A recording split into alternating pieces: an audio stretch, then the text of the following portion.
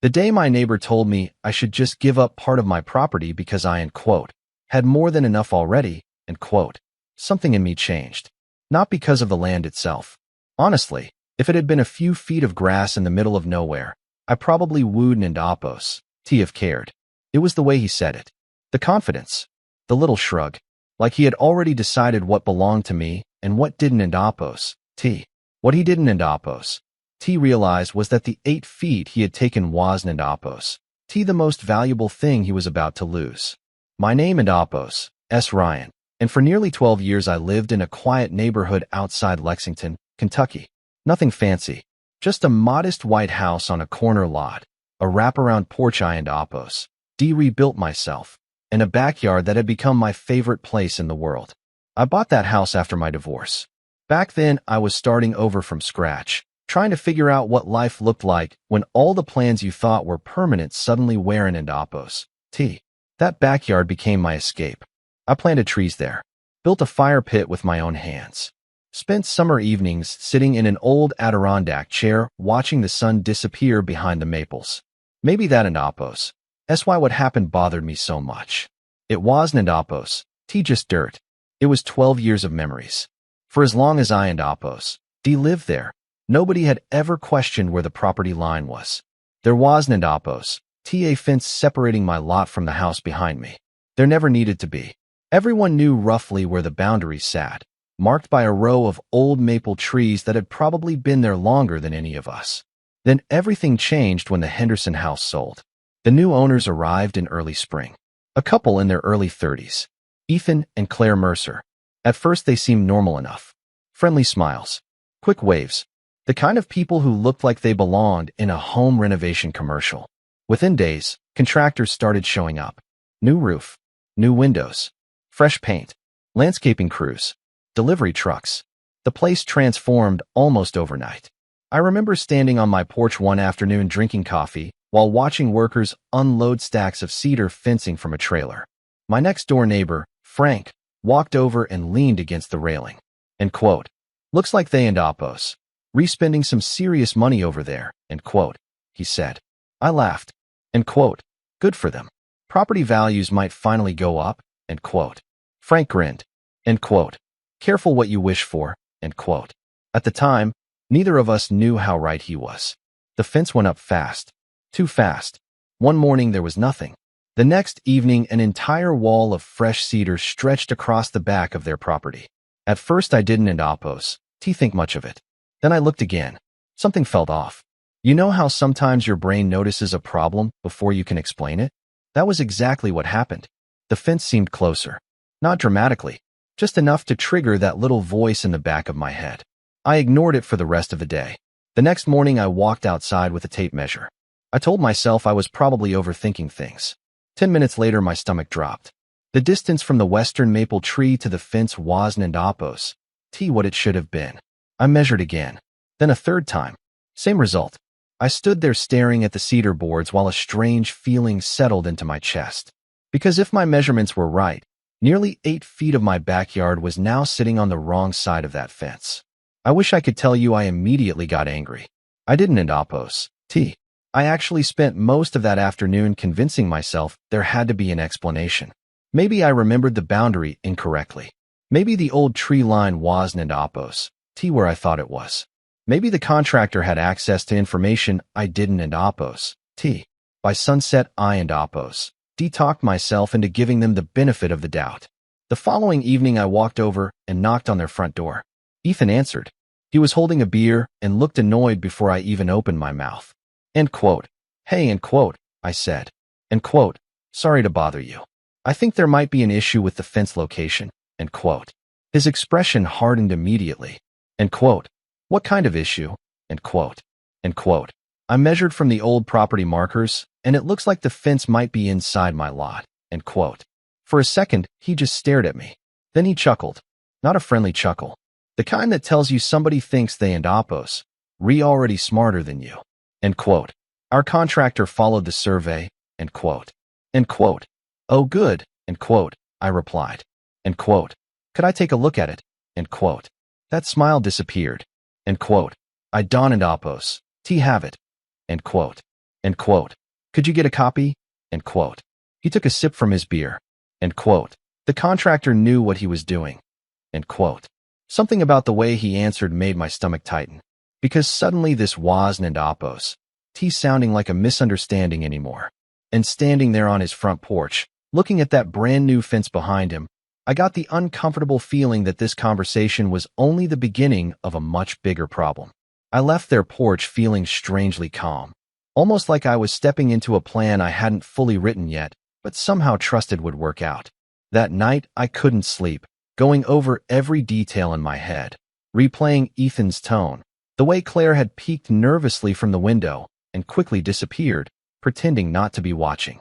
I knew one thing for certain. 8 feet of my land was no longer just a line on a map. It was now a barrier, a wall, a statement that they thought they could get away with bending reality in their favor. So the next morning I called a surveyor, one of the best in the county, an older guy named Bill who had a reputation for being meticulous and having zero patience for nonsense. 2 days later, Bill shows up with a measuring wheel, tape measures, and an entire toolkit that looked more like he was about to map a national park than a backyard. He spent 3 solid hours walking every corner, double-checking each angle, muttering numbers under his breath, occasionally shaking his head, and placing bright orange flags with surgical precision. When he was done, I walked around slowly, feeling each flag like a confirmation of something I already suspected but needed to see with my own eyes. Every single flag sat 8 feet inside the Mercer's fancy new fence. 8 feet. My backyard, trapped inside what had become someone else's perfect renovation. I took photos, layered measurements, highlighted the distances, and sent a polite, professional email to Ethan and Claire. I figured a picture speaks 1,000 words, especially when one of those words is legal property line. A week passed. No response. Not a word. I knocked again, this time with more resolve. Ethan answered, looked down at the orange flags fluttering faintly in the morning breeze, and said, moving the fence would cost thousands. I mean, you have plenty of yard. Why don't we just leave it? I stared at him. 8 feet of my land was literally theirs now, and he thought it was acceptable to just shrug and ask me to ignore it.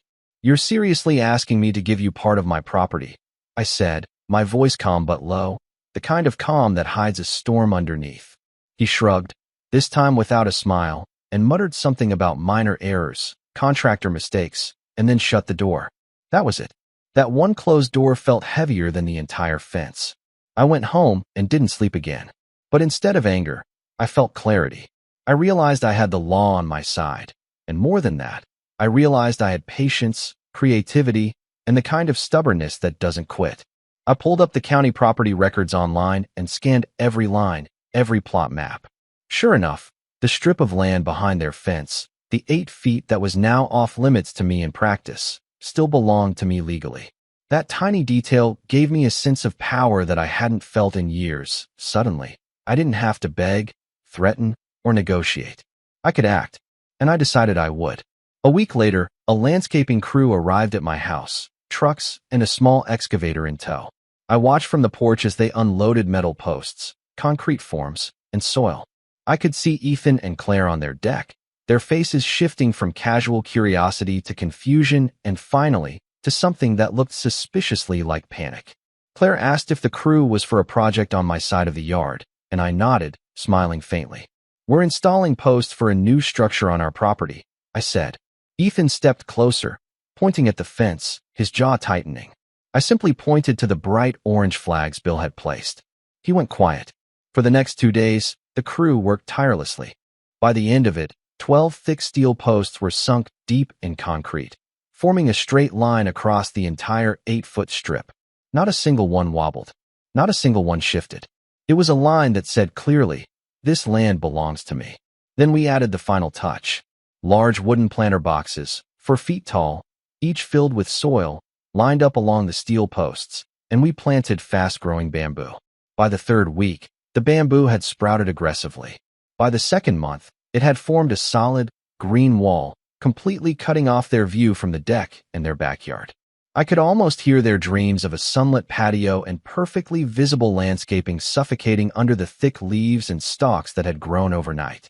Their expensive new flower beds were in permanent shadow, and the upper deck, which they had imagined as a sun-drenched lounge, now faced nothing but a dense bamboo barrier. Ethan came over eventually, walking slowly, like he was measuring my patience, his hands balled into fists, trying to find the words. This is ruining our yard, he said, voice shaking. I looked at him, nodded, and said evenly, "It's on my property." He blinked, staring at the bamboo, the steel posts, the flags fluttering faintly in the breeze, and then asked, almost cautiously, "Would you consider removing it?" I leaned back, smiled slightly, and said, "Maybe, once the fence is moved back where it belongs." There was a pause, long enough for both of us to realize exactly who held the cards. He nodded, tight-lipped, and walked back toward his house. From that moment, the dynamic shifted. I wasn't just defending what was mine anymore. I was teaching a subtle, permanent lesson. The bamboo wall became a living scoreboard. Every stalk, every leaf, a reminder that boundaries, both legal and personal, are not suggestions. They were mine. And while I didn't enjoy the schadenfreude entirely, I couldn't deny the satisfaction that came from watching Ethan and Claire calculate every step they took, realizing that they had underestimated both me and the consequences of thinking they could quietly rewrite the lines of ownership. It was slow, methodical, and deeply gratifying, a quiet revenge that had no shouting, no vandalism, just the undeniable clarity of truth enforced physically, legally, and naturally. For the next few weeks, the neighborhood became unexpectedly interested in bamboo. I couldn't Apos. T walked to my mailbox without somebody casually bringing it up. Frank would stop by every few days, glance over the fence line, and shake his head. End quote. You know, end quote. He and Apos. D say, trying not to laugh, end quote. I and Apos. V lived here 20 years and this might be the most expensive argument over 8 feet of grass I and Apos. V ever seen, end quote. The funny thing was, it wasn't Apos. T really about the grass anymore. At least not for me. It was about something bigger.